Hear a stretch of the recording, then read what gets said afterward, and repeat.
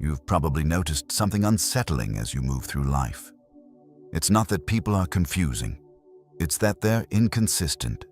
Someone says they care, yet their actions quietly pull away. Someone promises loyalty, yet disappears the moment it's inconvenient. Someone smiles, agrees, reassures you, and later acts as if none of it mattered. And the most painful part isn't betrayal itself. It's the moment you realize you didn't see it coming. Most people go through life believing they understand people. They listen to words, they trust explanations, they assume good intentions, and again, they're caught off guard. Not because they're naive, not because they're weak, but because no one ever taught them how human behavior actually works. This audiobook exists for that reason, because human beings rarely reveal who they are directly.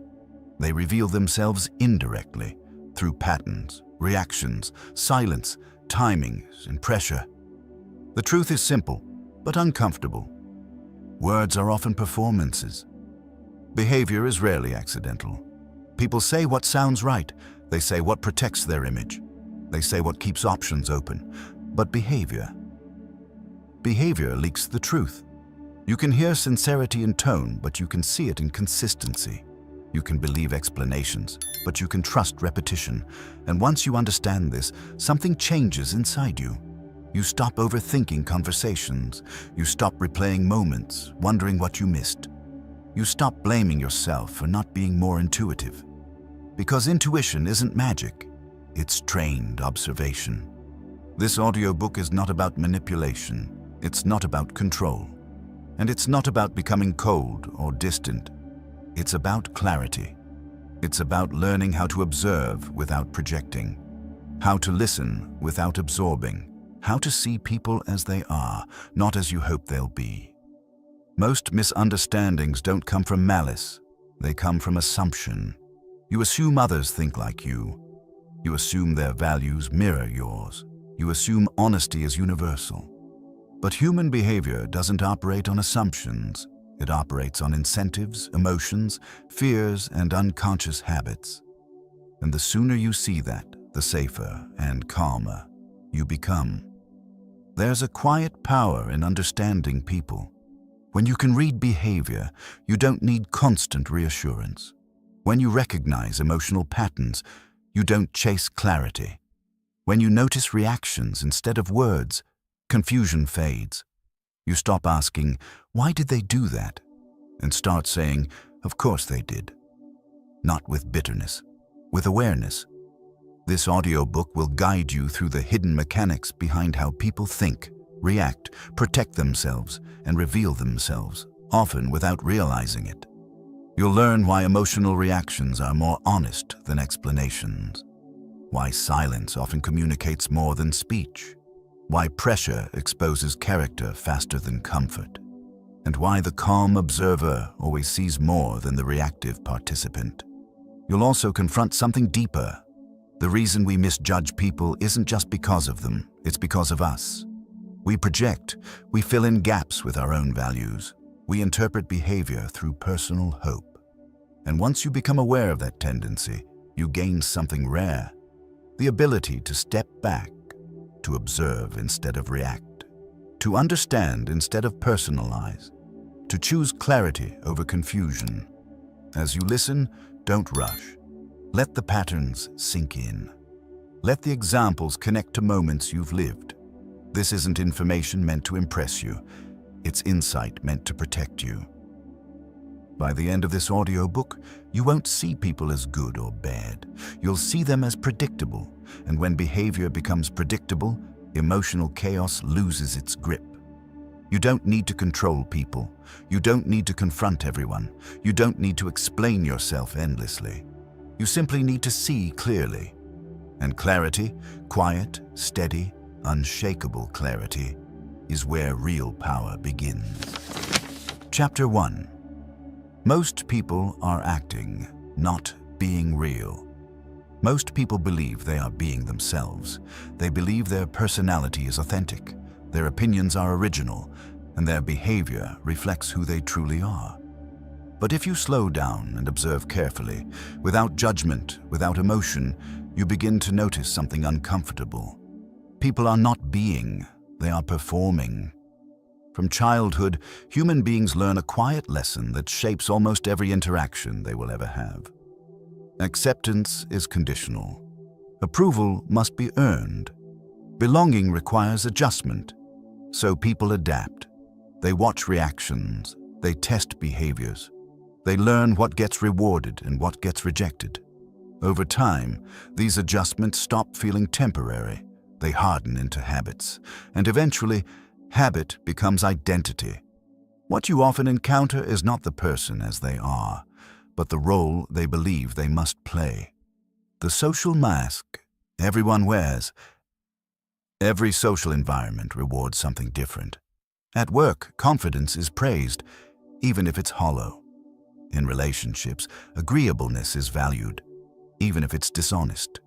In social circles, humor, dominance, or charm become currencies. So people put on masks. They speak differently depending on who is listening. They soften opinions, exaggerate achievements, hide doubts. They shape their tone, posture, and expressions to fit the room. This is not manipulation, it's survival.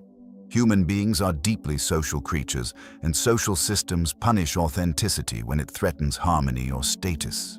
So most people choose safety over truth. They choose fitting in over standing out. They choose being liked over being known. The problem is not that people wear masks. The problem is forgetting that the mask is not the face. Why words are the weakest signal? When someone tells you who they are, they're often telling you who they want to be seen as. Words are deliberate. Words are filtered. Words are designed. People explain themselves in ways that protect their image. They describe their intentions, not their patterns. They tell stories that justify their behavior rather than reveal it. This is why relying on words alone leads to confusion. Someone says they value honesty, but avoids difficult conversations. Someone claims loyalty, but disappears under pressure. Someone insists they care, yet their actions quietly drift away. These contradictions don't mean people are evil. They mean people are inconsistent, especially when their self-image is at stake. Behavior, on the other hand, is harder to fake over time. Behavior is the unconscious confession. Behavior leaks truth in small, repeated ways. How someone responds when they don't get their way. How they act when no one is watching. How they treat people who offer them nothing in return. These moments require no speeches, no explanations, no justification. They are automatic. While words come from intention, behavior comes from conditioning. It reveals what a person defaults to when they are not consciously managing impressions. This is why experienced observers rarely ask, "What did they say?" They ask, "What did they do, and how often?" Patterns are more honest than promises. The comfort of believing the act. Many people prefer the performance. Believing the act is comforting. It allows hope. It allows optimism. It avoids uncomfortable conclusions. Accepting behavior at face value feels kinder than questioning motives. But this comfort comes at a cost. When you believe the role instead of observing the pattern, you misjudge character. You excuse inconsistencies. You rationalize red flags. You assume misunderstandings where there are repeated signals. And then, when reality finally breaks through, it feels sudden, even though it was quietly forming the entire time. Understanding that most people are acting is not about becoming cynical. It's about becoming accurate. How to observe without becoming cold. Seeing performance does not require judgment. You don't need to confront. You don't need to accuse. You don't need to withdraw emotionally. You simply need to watch. Watch what changes under pressure. Watch what stays consistent across situations. Watch how someone behaves when they lose control of the narrative. Real character emerges when performance becomes difficult to maintain. This kind of observation creates calm. You stop chasing clarity through conversation. You stop demanding explanations. You let behavior speak at its natural volume. And when you do this, something subtle happens inside you. You become less reactive, less surprised, less emotionally pulled. Not because you care less, but because you see more. The power of quiet awareness. Most people are exhausted from misunderstanding others. They replay conversations. They analyze tone. They question their own judgment. But the issue is rarely lack of intelligence. It's misplaced attention. Once you shift your focus from words to behavior, confusion loses its grip. You stop trying to decode personalities through conversation alone. You let time and consistency reveal what speech tries to hide. This doesn't make you distant, it makes you grounded. You learn to engage without illusion, to connect without self-deception, to trust observation over hope. And in a world full of performance, that kind of awareness is rare. Because while most people are busy acting, the observer is quietly understanding. And understanding, clear, steady, unemotional understanding, is the foundation of reading people without being controlled by them. Chapter 2. Behavior Reveals. What words try to hide. Words are easy to shape. Behavior is not. This is one of the most important truths to understand if you want to read people clearly. Human beings speak with intention. They choose words carefully, often unconsciously filtering what they say through fear, desire, image, and self-protection. Behavior, however, emerges from habit. It shows up when thinking stops and instinct takes over. That is why behavior reveals what words try so hard to conceal. When someone tells you who they are offering a narrative. When someone shows you who they are revealing a pattern, and patterns do not lie. Most people assume honesty lives in language. They listen closely to explanations, promises, apologies, and reasons. They believe clarity comes from talking things through. But human psychology works differently. The mind is incredibly skilled at justifying behavior after the fact. Words are often used to explain away discomfort, not to reveal truth.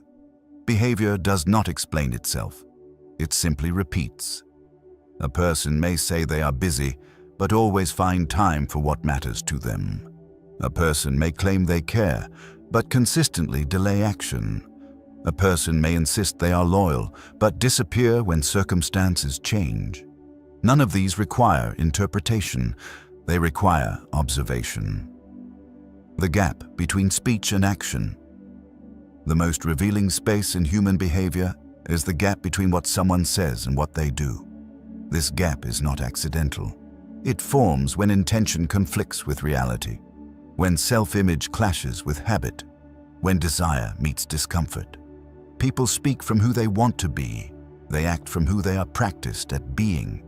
That difference explains why words often feel convincing in the moment, but disappointing over time. Language operates in the present. Behavior reveals itself across time. If you want to understand someone, stop listening for intensity and start watching for consistency. Intensity can be manufactured. Consistency cannot. Excuses are psychological smoke. When behavior doesn't align with words, excuses appear. Excuses are not random. They are psychological smoke screens. They redirect attention away from the pattern and back toward explanation. They sound reasonable. They appeal to empathy. They invite you to give the benefit of the doubt. And once or twice, that doubt may be fair. But when excuses become frequent, they stop being explanations and start becoming signals. Repeated explanations are often admissions without awareness. Someone who is consistently late will always have a reason. Someone who avoids responsibility will always have context. Someone who crosses boundaries will always justify intention. What matters is not whether the excuse sounds logical. What matters is whether the behavior changes. If it doesn't, the excuse is irrelevant. Micro behaviors. Tell the truth. Most people look for dramatic signals. Big betrayals, loud arguments, obvious lies. But human behavior is more honest in its smallest expressions. Micro behaviors speak quietly but consistently. How someone responds when plans shift. How they handle inconvenience. How they react when they don't get immediate validation. These moments reveal emotional maturity, entitlement, patience, and respect more accurately than any self-description ever could. People rarely lie with their habits. Habits are formed slowly and reinforced unconsciously. They reflect internal priorities, not external presentation. If someone values you, their behavior will move toward you naturally. If they don't, distance will appear without announcement. Why we ignore? Behavioral truth. People don't struggle to see behavior. They struggle to accept what it implies. Behavior forces conclusions. Words allow hope. Accepting behavior means letting go of potential, letting go of imagined futures, letting go of who we thought someone could be. So instead, many people explain behavior away. They assume misunderstanding. They wait for clarity. They ask for reassurance. They look for the right conversation that will finally align words with actions. But alignment doesn't come from conversation. It comes from choice. And choice shows up in behavior. Reading without emotional entanglement. Understanding behavior does not require confrontation. You don't need to challenge inconsistencies. You don't need to demand explanations. You don't need to expose contradictions. You simply need to notice. Noticing is quiet. It is internal. It doesn't provoke defensiveness or escalate conflict. It allows you to adjust your expectations without trying to change the other person. This is where emotional intelligence becomes practical. You stop reacting to what people say and start responding to what they show. You let behavior inform boundaries. You let patterns guide trust. This does not make you detached. It makes you precise. The freedom of seeing clearly. When you begin to prioritize behavior over words, confusion fades. You stop second-guessing yourself. You stop chasing explanations. You stop personalizing inconsistency. Instead, you see reality as it is. Some people are consistent. Some people are situational. Some people are reliable only when it's convenient. None of this requires judgment. It only requires awareness. And awareness gives you freedom. Freedom from false hope. Freedom from emotional whiplash. Freedom from being persuaded by speech that behavior never supports. Words can inspire, words can comfort, but behavior tells the truth, even when no one intends it to. And once you learn to read that truth calmly, steadily, without resistance, you stop being confused by people. You understand them. Chapter 3. Emotional Reactions. Expose inner truth. People reveal more about themselves in a moment of emotion than in hours of explanation. This is because emotional reactions are rarely planned. They rise before the mind has time to filter, polish, or protect an image. In those brief moments, anger, defensiveness, jealousy, fear, the inner structure of a person becomes visible. Emotion is not weakness, it is information.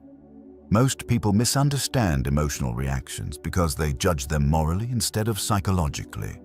They label reactions as good or bad, appropriate or inappropriate, instead of asking the more useful question, what does this reaction protect? Every emotional reaction is a defense of something internal. When someone becomes disproportionately angry, something important has been threatened. When someone becomes defensive, a fragile self-image has been touched. When someone withdraws emotionally, a fear of exposure or loss is present. These reactions are not random. They point directly to inner vulnerabilities. Why strong reactions matter more than calm statements. Calm statements are controlled. Emotional reactions are spontaneous. When someone speaks calmly about their values, they are describing how they want to be seen. When someone reacts emotionally, they are revealing what truly matters to them, often without realizing it. A person who claims confidence but reacts sharply to criticism is protecting insecurity. A person who says they are indifferent but reacts with jealousy is revealing attachment. A person who insists they are honest but reacts defensively to questions is guarding a narrative. Emotional intensity signals importance. The stronger the reaction, the closer you are to a psychological core. This does not mean you should provoke people to test them. Life naturally provides enough moments of stress, disagreement, and discomfort. All you need to do is observe how people respond when those moments arrive. Triggers are psychological signposts. A trigger is not an accident, it is a signpost. People are triggered where they are unresolved. When a comment, delay, boundary, or disagreement produces a reaction that feels larger than the situation, something deeper is being activated. Often, the person reacting is not responding to the present moment, but to an old emotional wound.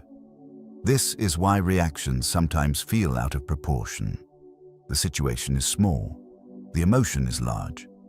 Understanding this allows you to read people without taking their reactions personally. Their reaction is about them, not you. Defensiveness reveals self-image. Defensiveness is one of the clearest emotional signals. A defensive person is not protecting the truth. They are protecting how they see themselves. When someone cannot tolerate being questioned, corrected, or challenged, even gently, it suggests that their identity is fragile. They rely on a specific narrative to feel stable, and any threat to that narrative feels dangerous. This is why defensiveness often appears as anger, dismissal, sarcasm, or excessive explanation. The goal is not to resolve the issue. The goal is to restore internal comfort. When you notice defensiveness, you're looking at the edge of someone's self-concept. Anger shows. Where control is lost, anger is often misunderstood as strength. In reality, it usually signals loss of control. People become angry when something they rely on is challenged. Authority, respect, predictability, dominance, or validation. Anger attempts to reassert control over a situation that feels threatening. This is why anger often appears when boundaries are set. A person who reacts with anger to a simple boundary is revealing entitlement. A person who reacts with rage to disagreement is revealing insecurity. Calm people do not need to intimidate. Secure people do not need to overpower. Anger reveals where someone feels powerless. Withdrawal speaks as loudly as explosion. Not all emotional reactions are loud. Some people disappear. They go silent. They shut down. Withdrawal is often a strategy learned early in life. It protects against conflict, rejection, or vulnerability. When emotions feel overwhelming or unsafe, the nervous system chooses distance. This reaction reveals fear, not indifference. Someone who withdraws instead of communicating is often avoiding exposure, not lacking feeling. Again, the behavior matters more than the explanation. How to observe emotional truth without reacting. The key to reading emotional reactions is distance. Not physical distance, but emotional distance. You do not need to argue. You do not need to correct. You do not need to mirror intensity. You simply notice. Notice what triggered the reaction. Notice its intensity. Notice how quickly it resolves, or doesn't. Over time, emotional patterns become visible. Some people react explosively and recover quickly. Some hold resentment quietly. Some oscillate between extremes. These patterns tell you how safe, stable, and predictable someone is, emotionally. The gift of emotional awareness. When you learn to read emotional reactions, you stop being confused by them. You no longer ask, why did they act like that? You understand what that reaction protects. This understanding gives you choice. You choose how close to stand. You choose what to share. You choose which behaviors you engage with.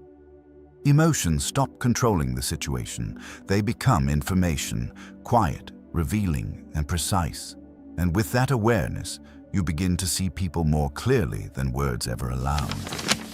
Chapter 4. Silence is louder than speech. Most people are uncomfortable with silence. They rush to fill it with explanations, jokes, reassurance, or noise. Silence feels like exposure. It removes the protection of words and forces awareness inward. That discomfort alone reveals how powerful silence truly is. Silence is not emptiness. Silence is information. In human behavior, what is not said often matters more than what is spoken. Words can be shaped, filtered, and rehearsed. Silence, however, has weight. It exposes hesitation, uncertainty, avoidance, and intention without a single sentence being formed. When you learn to read silence, you begin to understand people at a deeper level. Silence removes the mask. Speech allows people to perform. Silence removes the script. When conversation stops, there's no immediate opportunity to manage perception. No quick explanation, no charm, no defense. What remains is posture, expression, timing, and reaction. Some people lean into silence with ease. Others fidget, over-explain, or grow anxious. This difference matters. Comfort with silence often signals internal stability. Discomfort reveals dependence on external validation or control. People who need to speak constantly are often trying to guide how they are perceived. Silence interrupts that effort. When you pause and say nothing, you allow the other person's nervous system to reveal itself. The pressure of an unanswered moment. Silence creates psychological pressure. An unanswered message, a pause after a question, a calm, steady gaze without commentary. These moments invite the truth to surface. People fill silence instinctively. They offer information they weren't asked for. They clarify unprompted. They justify without accusation. What emerges in these moments is often more revealing than direct questioning ever could be. This is why experienced negotiators, therapists, and observers rely on silence, not to intimidate, but to allow honesty to rise on its own. Silence does not force truth. It allows it. What silence reveals about character, silence reveals different things depending on context. When someone goes silent after being confronted with behavior, it often signals awareness. They know something has been seen. Silence becomes a moment of recalibration. When someone withdraws into silence instead of communicating, it may signal avoidance or fear of vulnerability. When someone remains calm and present in silence, it often indicates confidence and emotional regulation. The key is not the silence itself, but the pattern. Is silence used to think or to punish, to reflect or to avoid, to regulate or to manipulate? These distinctions matter. Silence and power dynamics. In social dynamics, silence often shifts power. People who speak less are often listened to more. Their words carry weight because they are not diluted by excess. Their presence commands attention because it is not demanding it. This is why confident individuals do not rush to respond. They are not concerned with filling space or proving worth. They allow moments to unfold naturally. On the other hand, people who feel uncertain often over-communicate. They repeat themselves. They seek confirmation. They explain when no explanation is required. Silence reveals where power resides. Not power over others, but power within oneself. The difference between silence and withdrawal. It's important to distinguish silence from withdrawal. Silence is presence without noise. Withdrawal is absence. Silence can be attentive, grounded, and intentional. Withdrawal is often protective or avoidant. Someone who is silent but engaged, listening, observing, responding thoughtfully, is demonstrating emotional maturity. Someone who uses silence to punish, control, or avoid accountability is revealing insecurity. Again, behavior tells the story. Using silence to read, not control. This audiobook is not about using silence as a tactic. It is about understanding what silence naturally reveals. You do not need to create uncomfortable situations. Everyday life offers enough pauses, delays, and quiet moments. Your role is to notice what people do in them. Do they rush to reassure? Do they become defensive? Do they stay calm and present? These responses are not random. They reflect internal comfort with uncertainty and self-awareness. When you stop filling silence yourself, something changes. You stop managing perception. You stop explaining unnecessarily. You stop reacting impulsively. You become an observer. Silence creates emotional safety. For you. When you allow silence, you protect your emotional energy. You don't rush into clarifying misunderstandings that aren't yours to fix. You don't overextend yourself to maintain comfort. You don't volunteer explanations to soothe other people's anxiety. You let moments speak. This creates emotional safety because you're no longer carrying conversations alone. You allow responsibility to remain shared, and in doing so, you gain clarity. The calm observer. Advantage. The person who is comfortable with silence sees more. They notice micro-reactions. They sense shifts in tone and posture.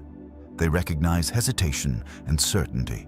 They are not distracted by noise. This does not make them distant or cold. It makes them present. Silence slows the interaction down. And when things slow down, truth has space to appear. In a world full of constant speech, the ability to remain quiet without discomfort is rare, and rare skills create advantage. Silence does not demand attention, it commands it. And once you understand that, you begin to hear what words could never say. Chapter 5. How people treat others is how they'll treat you. One of the most reliable ways to understand someone has nothing to do with how they treat you. It has everything to do with how they treat people who cannot benefit them. This is where human behavior becomes honest. When people want something from you, approval, connection, opportunity, comfort, they are often on their best behavior. They are attentive, agreeable, generous, and patient. This version of them feels convincing because it is intentional. But intention fades when there is nothing to gain. How someone treats waiters, assistants, subordinates, strangers, former friends, or people who no longer serve a purpose reveals more than any personal interaction ever could.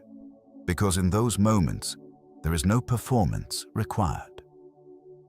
Courtesy is often conditional. Many people are polite by strategy, not by nature.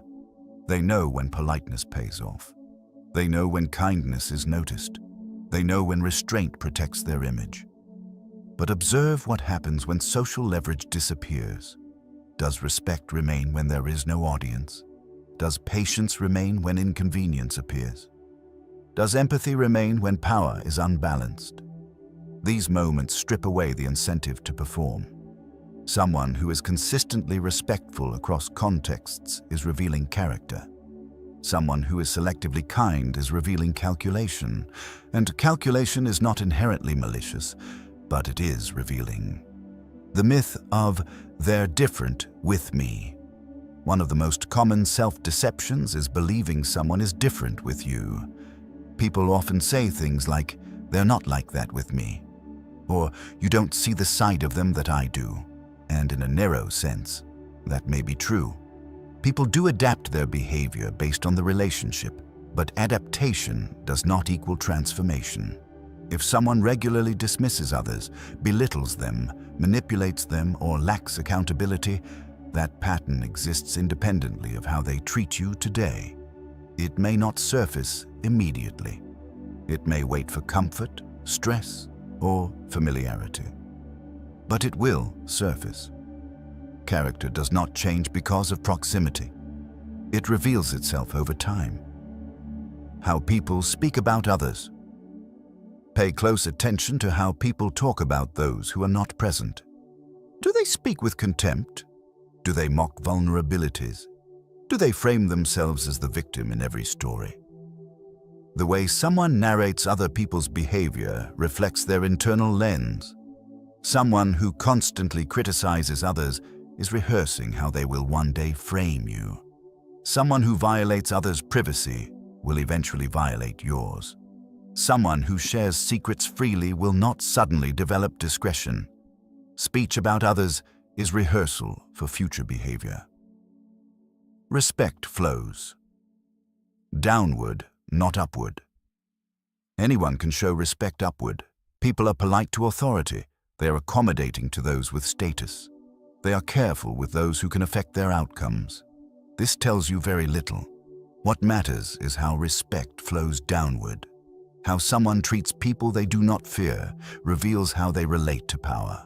How they behave when they hold the advantage reveals their ethical baseline. A person who uses power gently is revealing self-control. A person who uses power to dominate is revealing insecurity. You don't need to imagine how someone might treat you differently in the future. You can observe how they already treat others when the roles are reversed. Excusing patterns is emotional investment. When people ignore these signals, it is rarely because they don't see them, it's because acknowledging them would require emotional adjustment. Letting go of admiration, letting go of hope, letting go of the idea that this person is different. So the mind explains, it contextualizes, it rationalizes. They were under stress. They didn't mean it like that. They had a bad day. Once again, explanation replaces observation, but isolated moments can be forgiven. Repeated patterns cannot. Watching consistency. Across contexts, the most accurate way to read someone is to watch them across situations. Watch them when they are praised. Watch them when they are challenged. Watch them when they are ignored. Watch them when they are in control. Consistency across contexts signals integrity. Inconsistency signals role-based behavior. This does not mean judging. It means calibrating expectations. You don't need to confront or accuse. You simply note what is present and adjust how much trust, closeness, or responsibility you place in the relationship. Seeing clearly without losing compassion. Understanding how people treat others does not require bitterness, it requires clarity.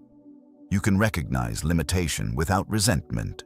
You can acknowledge behavior without demonizing the person. Most people act from conditioning, not intention, from fear, not malice. But compassion does not require self-blindness. You can be kind without being naive. You can be understanding without being exposed. You can see patterns without trying to fix them. The freedom of accurate perception. When you stop believing that people are different with you, something stabilizes inside you. You stop being surprised. You stop over-investing. You stop personalizing behavior that has nothing to do with you. You begin to relate to people as they are, not as exceptions. And that accuracy, quiet, grounded, unreactive accuracy, is one of the most powerful forms of emotional intelligence. Because once you see how someone treats others, you no longer have to wonder how they will eventually treat you. Chapter 6. Insecurity always leaks out. Insecurity is one of the few psychological forces that never stays hidden for long. People can manage impressions. They can rehearse confidence. They can adopt authority, charm, or composure. But insecurity leaks. It leaks through tone, timing, control, comparison, and reaction. It shows up not in what people say when things are going well, but in how they behave when their sense of worth is quietly threatened. Understanding insecurity is essential if you want to read people clearly, because insecure behavior is often misinterpreted as confidence, strength, or even leadership. In reality, insecurity is noisy. The difference between confidence and insecurity. True confidence is calm. It does not need to announce itself. It does not rush to prove anything.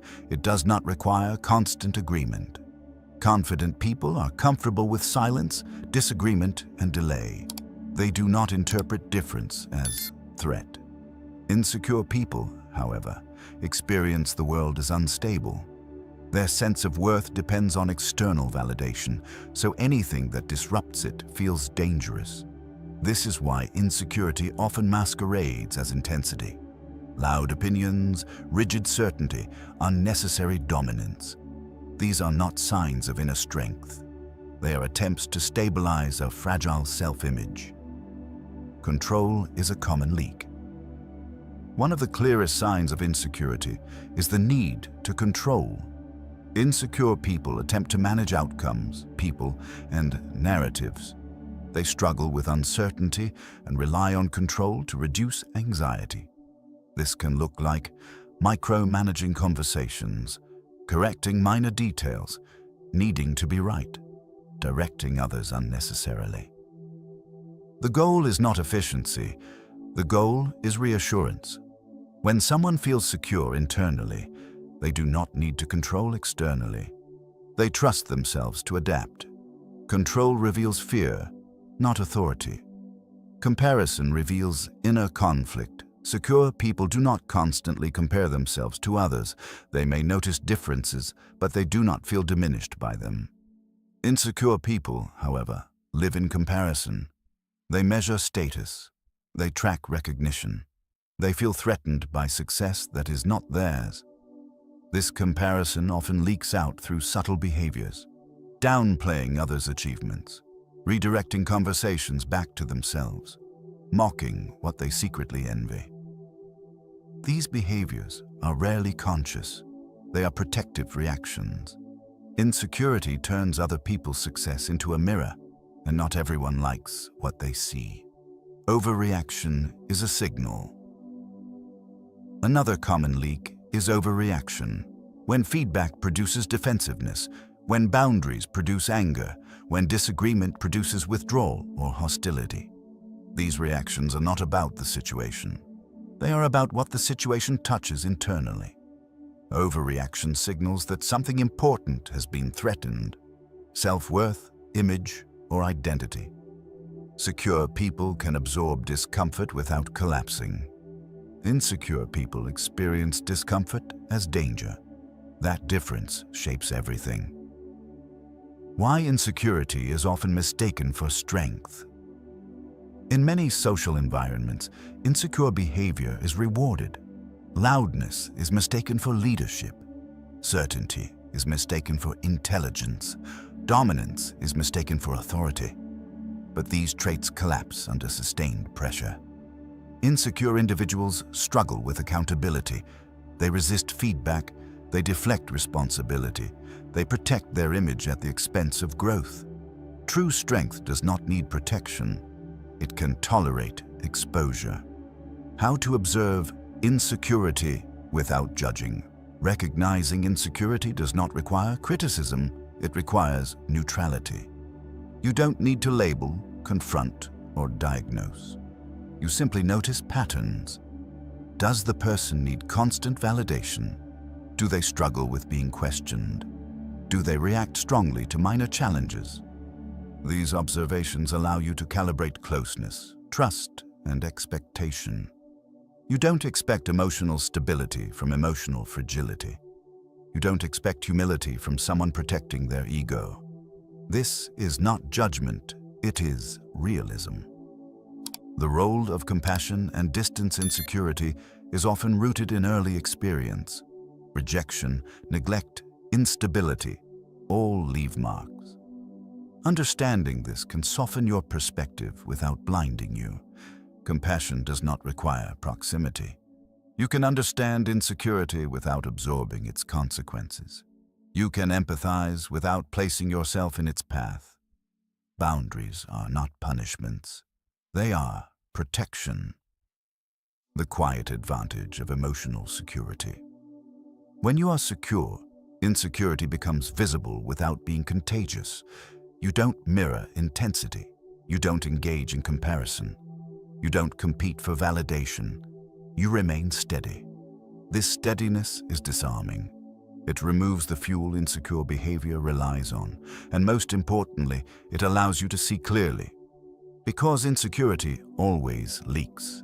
And once you learn to recognize its patterns, you stop being confused by behavior that once seemed unpredictable. You understand the signal beneath the noise, and that understanding gives you control, not over people, but over your response to them. Chapter 7. People reveal themselves. Under pressure, pressure does what comfort never can. It strips away rehearsal. It collapses performance. It exposes priorities. When life is smooth, people can maintain almost any image. They can be patient, generous, composed, and agreeable. But when pressure arrives, deadlines, conflict, loss, uncertainty, the nervous system takes over. And in that moment, behavior becomes honest. Pressure does not create character. It reveals it. This is why the most accurate way to read people is not during calm conversations, but during moments of strain. Why pressure changes. Everything under pressure, the brain shifts from reflection to reaction. There is less time to manage impressions, less energy to filter responses. The mind defaults to what it knows best: habit, instinct, conditioning. Some people become focused and decisive. Some become defensive and rigid. Some become avoidant. Some become controlling. These reactions are not choices in the moment. They are learned responses. And because they are learned, they repeat. Stress reveals. Emotional maturity. Emotional maturity is not measured by how someone behaves when things are easy. It is measured by how they respond when expectations collapse. Do they take responsibility or deflect blame? Do they communicate or withdraw? Do they regulate emotion or spread it? People with emotional maturity experience stress internally and manage it privately. People without it externalize stress. They project it onto others, create conflict, or demand reassurance. Stress reveals whether someone can hold discomfort without handing it to everyone around them. Pressure tests. Values, not words. Many people speak confidently about their values: integrity, loyalty, respect, accountability. But values are not proven through speech. They are tested when holding them costs something. Pressure creates cost. Under pressure, people choose between comfort and principle, between convenience and responsibility, between honesty and self-protection. These choices are often subtle. Cutting corners, shifting blame, avoiding difficult conversations. But subtle does not mean insignificant. Patterns formed under pressure define trustworthiness more accurately than any declaration ever could. How conflict reveals. Character conflict is a concentrated form of pressure. It removes politeness and reveals how someone handles disagreement. Do they listen or dominate? Do they seek understanding or victory? Do they stay grounded or escalate? The way someone argues tells you how they think when they feel threatened. People who cannot tolerate disagreement often equate opposition with rejection. Their reactions are driven by fear, not logic.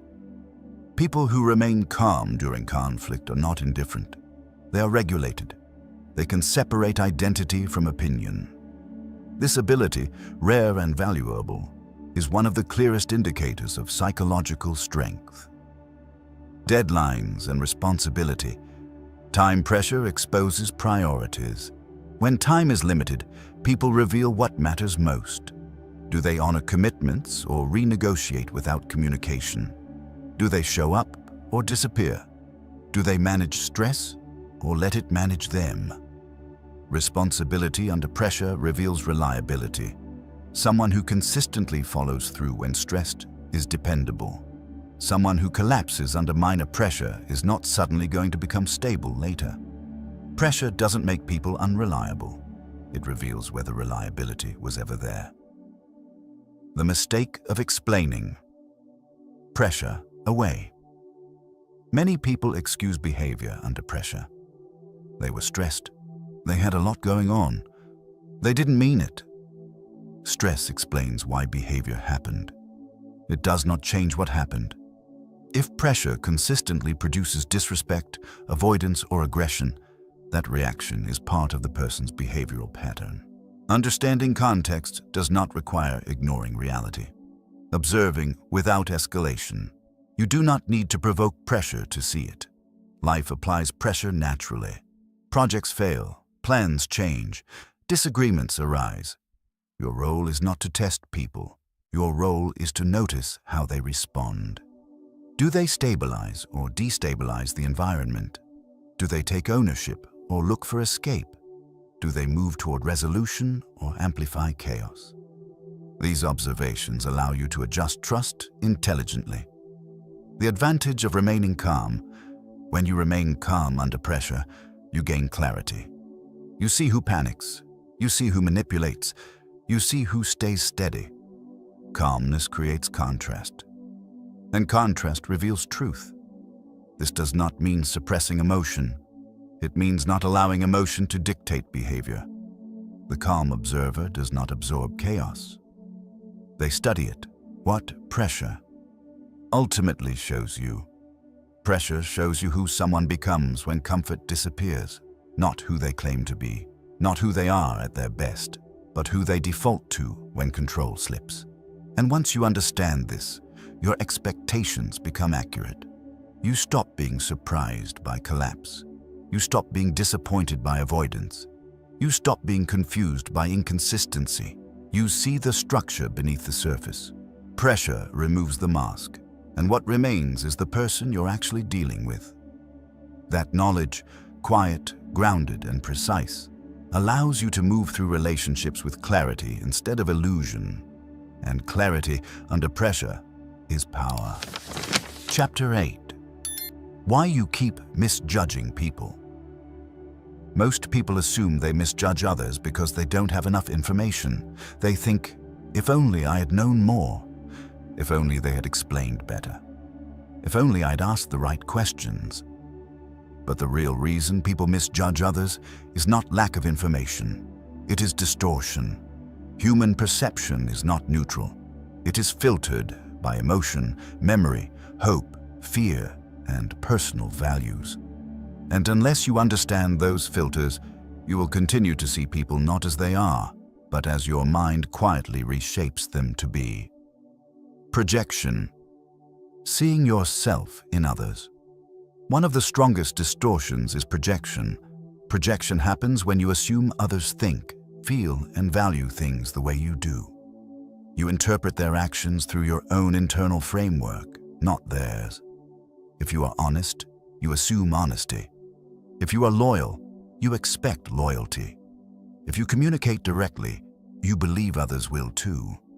This feels reasonable. It feels human. And it is the fastest way to misjudge people. Projection is comforting because it preserves a sense of order. It allows you to believe the world operates on shared rules. But human behavior does not follow a single moral code. It follows individual conditioning. People are not wrong for being different, but they are dangerous when you assume similarity that does not exist. Hope is not perception. Another reason people misjudge others is hope. Hope fills gaps with possibility. It interprets ambiguity generously. It delays conclusions. It turns patterns into exceptions. Hope says, they didn't mean it. They'll change. This time will be different. Hope is not foolish. It is emotional investment. When you want a relationship, an outcome, or a version of someone to exist, your perception bends toward that desire. You downplay behavior that contradicts it. You amplify words that support it. Hope makes words louder than actions. And because hope feels positive, people rarely question it. They mistake it for kindness, optimism, or emotional depth. In reality, hope is a lens, and lenses distort. Familiar pain feels safe. People also misjudge others because familiarity feels safe, even when it hurts. The mind is drawn to what it recognizes. Patterns from childhood, past relationships, or early emotional experiences create internal templates. When someone fits those templates, they feel familiar, comforting, known, even if the pattern includes disappointment, neglect, or instability. This is why people sometimes trust those who repeatedly let them down, while remaining suspicious of those who behave consistently. Familiar pain is predictable. Healthy behavior feels unfamiliar, and unfamiliarity triggers caution. This leads to tragic misjudgments, where reliable people are undervalued and inconsistent people are endlessly excused. Over-explaining is a warning sign. Another distortion appears when you explain behavior more than you observe it. Explanation feels productive, it feels thoughtful, but excessive explanation often signals resistance to what behavior is already showing. When you find yourself constantly interpreting, contextualizing, and rationalizing someone's actions, ask yourself why observation alone doesn't feel sufficient. Truth does not require constant translation. Behavior that aligns with words is easy to accept. Behavior that contradicts them demands explanation, and explanation is where misjudgment thrives. Emotional attachment clouds accuracy. The closer you are emotionally, the harder it is to see clearly. Attachment creates bias. It magnifies positive traits and minimizes negative ones. It reframes inconsistency as complexity. It interprets harm as misunderstanding. This is not weakness. It is biology. The nervous system prioritizes connection. Seeing clearly sometimes threatens that connection. So the mind compromises perception to preserve attachment. This is why distance restores clarity. Not emotional coldness, but enough space to observe without needing a specific outcome. The need to be chosen. Many misjudgments are driven by an unconscious desire to be chosen, to be special, to be the exception, to be the one who is treated differently. This desire can override evidence. When someone treats others poorly but treats you well, it feels affirming, it feels like proof of worth. And the mind clings to that feeling, even when the broader pattern is clear. But being chosen by someone unstable does not mean you are secure. It means you are temporarily useful. And usefulness is not safety. How to correct perception without becoming cynical. Correcting misjudgment does not require suspicion of everyone. It requires slowing down. It requires separating behavior from interpretation, pattern from explanation, evidence from emotion. Instead of asking, "What do they mean?" ask, "What do they consistently do?" Instead of asking, "Why did this happen?" ask, "How often does this happen?" These questions shift you from interpretation to observation. Clarity is a skill, not a trait. Seeing people clearly is not a gift reserved for the intuitive. It is a discipline of watching without filling gaps, of noticing without rescuing, of allowing reality to be what it is, even when it disappoints. When you release projection, hope-based distortion, and emotional bias, something stabilizes inside you. You stop misjudging not because people change, but because your perception does. And with accurate perception comes peace. Because confusion was never caused by people being complex. It was caused by you seeing them through filters that were never neutral. Once those filters fall away, people become remarkably easy to read. Not because they are simple, but because behavior, when seen clearly, rarely lies. Chapter 9. How to read people without becoming cold. One of the quiet fears people have when learning to read human behavior is this: if I see too much, will I stop feeling? If I understand people clearly, will I become distant, guarded, or emotionally numb? This fear is understandable, but misplaced. Clarity does not require coldness. Awareness does not demand withdrawal. In fact, the opposite is true. When you stop misunderstanding people, you become calmer, more grounded, and more capable of choosing how you relate, rather than reacting blindly. The false choice between empathy and awareness. Many people believe they must choose between empathy and perception. They think, if I see their flaws, I won't be kind. If I notice their patterns, I'll lose compassion. But empathy without awareness becomes self-sacrifice, and awareness without empathy becomes detachment. The goal is neither. The goal is grounded understanding. You can recognize someone's limitations without resenting them. You can understand someone's wounds without placing yourself inside them. You can see behavior clearly without turning it into judgment. This balance is what emotionally mature people develop over time. Why coldness is often a defense.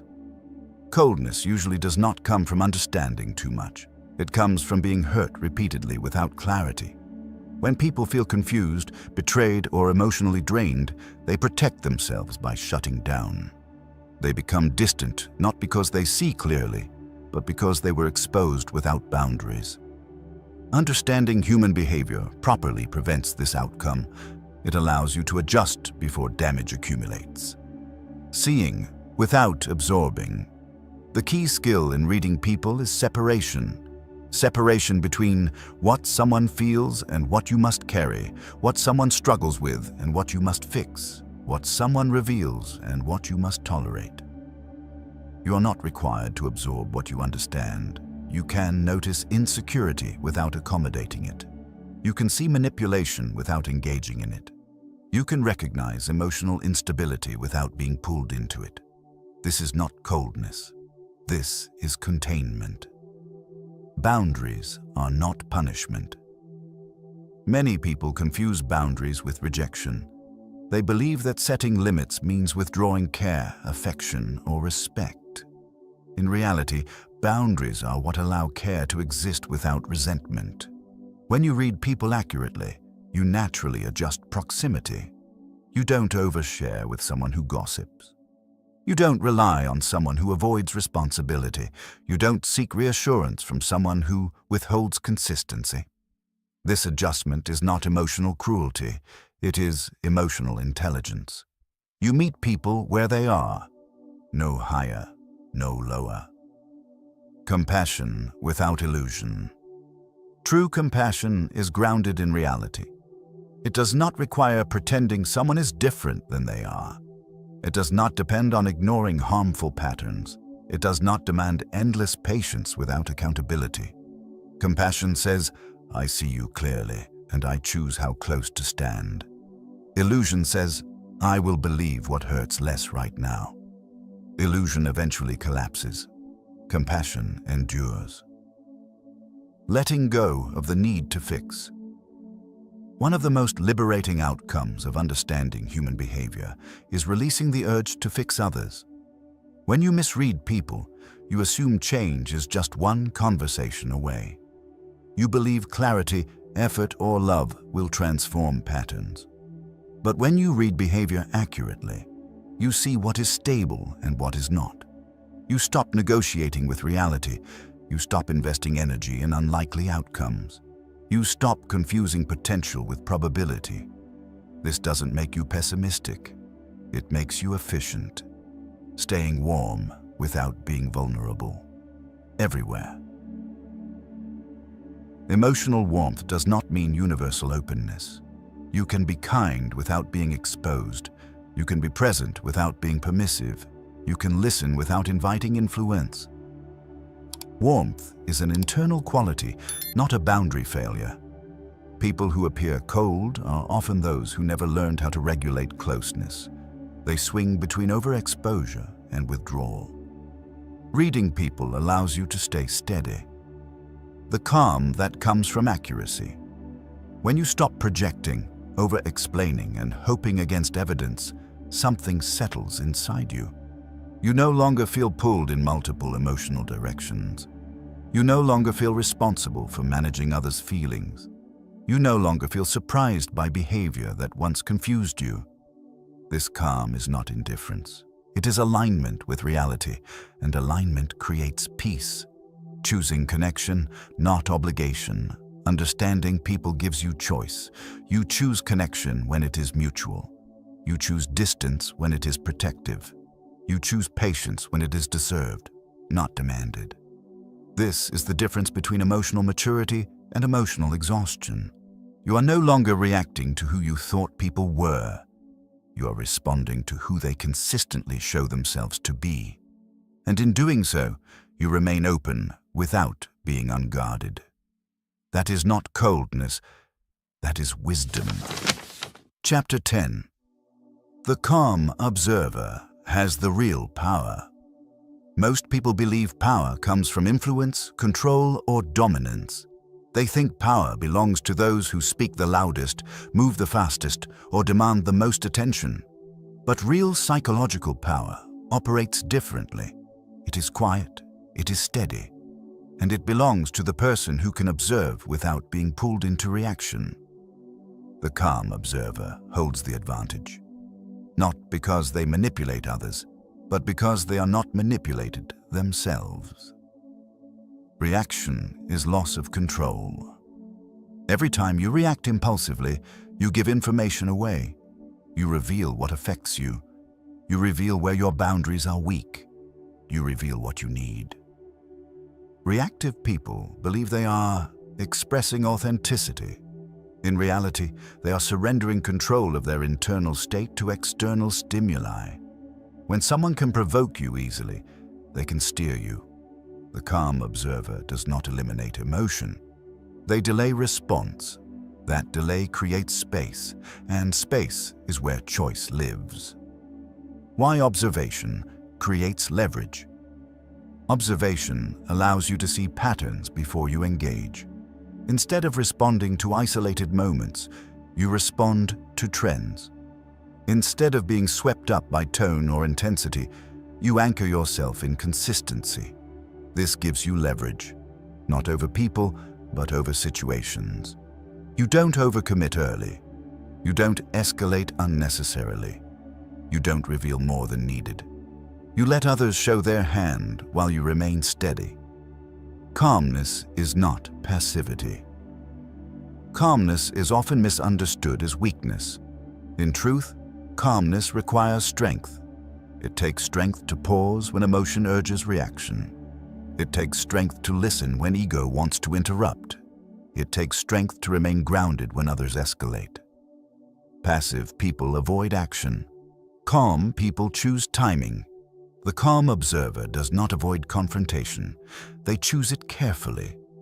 Stillness makes behavior visible. When you stop reacting, others fill the space. They speak more. They justify more. They reveal motives without being asked. Stillness removes resistance. And without resistance, behavior flows naturally. This is why calm presence is disarming. It invites honesty, not because it demands it, but because it does not interfere. Emotional regulation is strategic advantage. People who regulate emotions see farther. They notice subtle shifts. They catch contradictions early. They sense when energy changes. Emotional regulation is not suppression. It is mastery. Mastery means emotions inform action without commanding it. This skill protects you from manipulation, emotional contagion, and unnecessary conflict. The observer's relationship to power. The calm observer does not seek power over others. They seek clarity within themselves. This internal orientation changes everything. They are not driven by approval. They are not shaken by disagreement. They are not threatened by difference. Because their stability does not depend on external validation, this makes them difficult to manipulate and deeply respected. Choosing when to engage. One of the greatest advantages of observation is selectivity. You do not need to respond to everything. You do not need to correct everyone. You do not need to explain yourself repeatedly. Engagement becomes intentional, not habitual. You speak when it matters. You act when it counts. You withdraw when necessary. This precision conserves energy and increases impact. When calm changes the dynamic. calm presence alters group dynamics. It lowers emotional noise. It shifts focus. It slows escalation. In moments of tension, the calm observer becomes the anchor. Others look to them for cues, even unconsciously. This influence is not forced. It emerges naturally from stability. The final integration, understanding human behavior, is not about dominance or distance. It is about alignment. Alignment between perception and reality, between emotion and response, between awareness and action. When you become a calm observer, you stop being surprised by people. You stop being controlled by emotion. You stop chasing clarity through explanation you already see. And seeing clearly, without urgency, without fear, without illusion, is where real power begins. Not loud power, not aggressive power, but quiet, grounded, unshakable power. The kind that does not need to announce itself. The kind that endures. Living calmly. Understanding human behavior does not give you superiority over others. It gives you freedom from confusion. That distinction matters. Throughout this audiobook, you've learned that people rarely reveal themselves through what they say. They reveal themselves through patterns, reactions, silence, pressure, and consistency. You've seen how insecurity leaks, how pressure removes masks, how silence speaks, and how behavior, quiet, repeated behavior, tells the truth long before words ever do. This knowledge is not meant to harden you. It is meant to stabilize you. When you understand people clearly, you stop personalizing what was never personal. You stop internalizing inconsistency that was never about you. You stop chasing clarity from those who cannot offer it. And in that space, something changes. You become calmer. Not because life becomes easier, but because you stop fighting reality. You stop expecting depth from people who live on the surface. You stop waiting for accountability from those who avoid it. You stop investing emotionally where behavior has already answered for you. This is not withdrawal. This is alignment. Seeing clearly allows you to choose wisely, where to invest energy, where to set boundaries, where to remain open, and where to step back without guilt. You are no longer reacting to potential. You are responding to evidence. That shift alone can change the quality of your relationships, your decisions, and your emotional well-being. Understanding human behavior also teaches humility. You realize that most people are not malicious. They are conditioned. They are protecting wounds they may not even recognize. They are repeating patterns that once helped them survive. Seeing this does not mean excusing harm, it means understanding limitation. And understanding limitation prevents disappointment from turning into bitterness. You learn to meet people where they are, not where you wish they were. That is maturity. As you move forward, remember this. Clarity does not require confrontation. You do not need to expose, correct, or challenge everyone you understand. Often, the most powerful response is quiet adjustment. You observe. You note patterns. You choose accordingly. No drama, no resentment, no explanation required. The calm observer does not announce awareness. They embody it. And perhaps most importantly, this understanding turns inward. As you become more skilled at reading others, you also become more aware of yourself. You notice when your own reactions arise from fear instead of truth. You catch projection before it distorts perception. You feel the urge to explain, to rescue, to overextend. And you pause.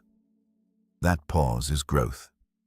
You begin responding instead of reacting, choosing instead of chasing, engaging instead of entangling. This is where emotional intelligence becomes lived experience, not just knowledge. In a world full of noise, performance, and misinterpretation, the ability to see quietly and accurately is rare. It gives you steadiness where others feel chaos. It gives you patience where others rush. It gives you confidence that does not need validation. You do not need to control people. You do not need to change them. You do not need to be understood by everyone. You only need to see clearly. Because clarity protects your energy. Clarity preserves your peace.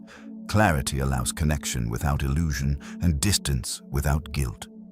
And when you live from that place, calm, aware, grounded, you move through life with a quiet strength that cannot be shaken by confusion or deception.